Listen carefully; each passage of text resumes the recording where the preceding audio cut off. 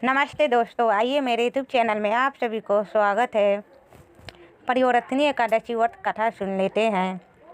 हे पूरा सुनिएगा, आधे मत सुनिएगा, आधे सुनने से अधूरिया हो जाती है, इसलिए पूरा कथा सुननी चाहिए।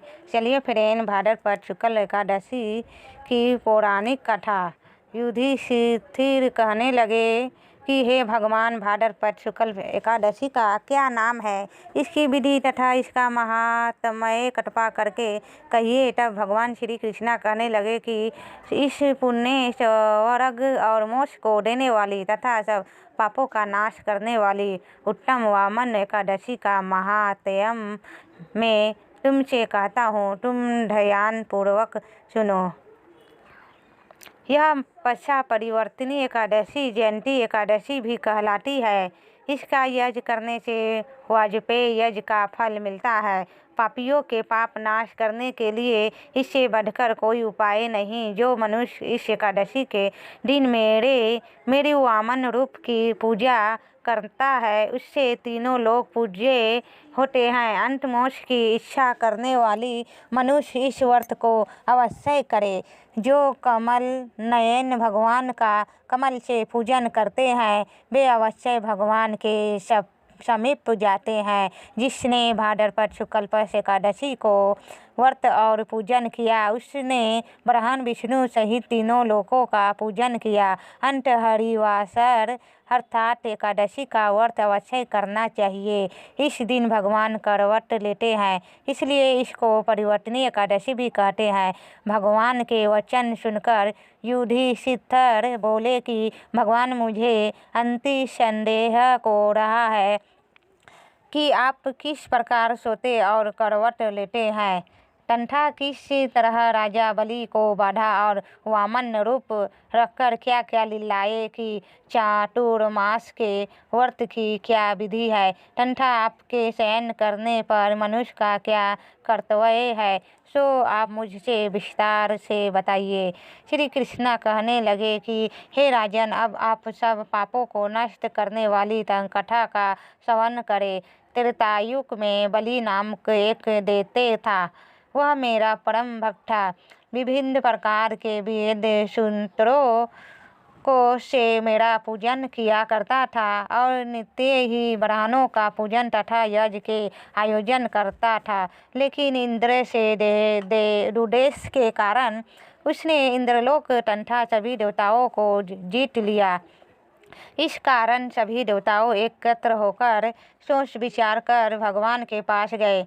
बृहस्पति सहित इंद्रादिक देवता प्रभु के निकट जाकर और नमस्कार होकर वेद मंत्रों उदारा भगवान का पूजन और स्तुति करने लगे। अंत में वामन रूप धारण करके पांचवा अवतार लिया और फिर अंत्येंद 23वीं रूप से राजा बलि को जीत लिया। इतनी वार्ता सुनकर राजा युधिष्ठिर बोले कि हे जनार्दन, आपने वामन रूप धारण करके उस महाबली दैत्य को किस प्रकार जीता। श्री कृष्ण कहने लगे, मैंने वामन रूपधारी ब्रह्मचारी बलि से 3 पंग भूमि की याचना करते हुए कहा, हे मुझको 3 लोक के समान और है राजन, यह तुमको अवश्य ही देनी होगी। राजा बलि ने इसे तुच्छ याचना समझकर 3 पंग भूमि का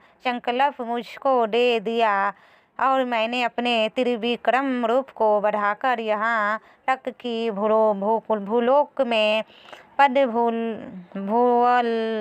भूलोक में जगह, स्वर्लोक में कमर, महालोक में पेट, जनलोक में हृदय, यमलोक में कठ की स्थापना कर संत्यलोक में मुख, उसके रूप मस्तक स्थापित किया। सूर्य, चंद्रमा आदि सब ग्रहण गण, योग, नक्षत्र, इंद्रादिक देवताओं और शेष आदि सब नागनों ने विधि प्रकार से वेद सूक्तों के प्रार्थना की। तब मैंने राजा बलि का हाथ पकड़कर कहा कि हे राजन, एक पद से पृथ्वी, दूसरे से स्वर्गलोक पूर्ण हो गए, अब तीसरा पंग कहाँ रखूं। तब बलि ने अपना सिर झुका लिया और मैंने अपना पैर उसके मस्तक पर रख दिया।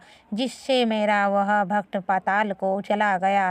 फिर उसकी विनती और नम्रता को देखकर मैंने कहा कि हे बलि, मैं सदैव तुम्हारे निकट ही रहूँगा। विरुष्योन पुत्र बलि से कहने पर भाद्रपद शुक्ल एकादशी के दिन बलि के आश्रम पर मेरी मूर्ति स्थापित हुई। इसी प्रकार दूसरी क्षीरसागर में शेषनाग के पृष्ठ पर हुई है।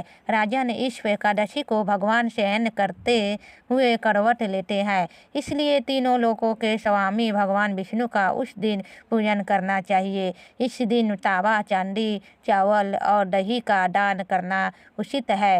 रात्रि को जागरण अवश्य करना चाहिए। जो विधि पूर्वक इस एकादशी का व्रत करते हैं वे सब पापों से मुक्त होकर स्वर्ग में जाकर चंद्रमा के समान प्रकाशित होते हैं और यश पाते हैं। जो पापनाशक इस कथा को पढ़ते या सुनते हैं उनको हजारों अश्वमेध यज्ञ का फल प्राप्त होता है। नमस्कार दोस्तों, कैसी लगी मेरी कथाएं कमेंट करके ज़रूर बताइए। मेरे चैनल में न्यू आए तो सब्सक्राइब कीजिए, लाइक कीजिए, शेयर कीजिए फ्रेंड। आप लोग जहाँ भी है मस्त रहे, स्वस्थ रहे, खुश रहे फ्रेंड। नमस्ते फ्रेंड, फिर नेक्स्ट वीडियो में आप सभी से मिलती हूँ।